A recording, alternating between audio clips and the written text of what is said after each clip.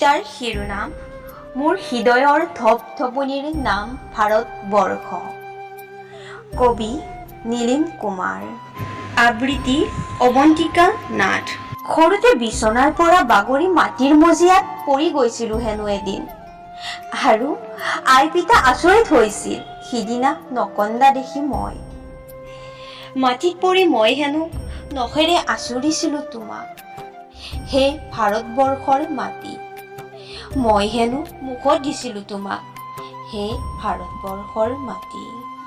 সিদিনাই চাগে মোৰ তেজত মিলি গৈছিলা তুমি, সিদিনাই চাগে তোমাৰ মাটিৰ শীতলতাই মোৰ ভিতৰৰ অগ্নিক ছিঙিছিল, হে ভাৰতবৰ্ষ। যিদিনা বিচনাৰ পৰা বাগৰি তোমাৰ বুকুত পৰিছিলো, মহাভাৰতত শুনিছিলো তোমাক, গীতত মুখস্থ কৰিছিলো তোমাক, প্ৰাৰ্থনাত মাতিছিলো তোমাক ভাৰত জননী। তিৰংগা পতাকাৰ তলত থিয় হৈ চালান কৰিছিলো তোমাক, বন্দে মাতৰম, বন্দে মাতৰম। লৈ ফুৰিছো বুকুত তোমাক, তোমাক জলৈকৈ গৈছো হে ভাৰতবৰ্ষ।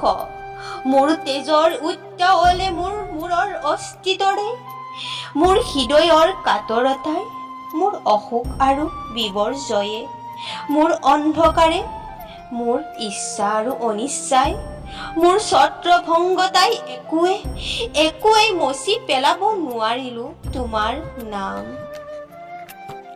মোৰ আত্মাৰ পৰা, হে ভাৰতবৰ্ষ।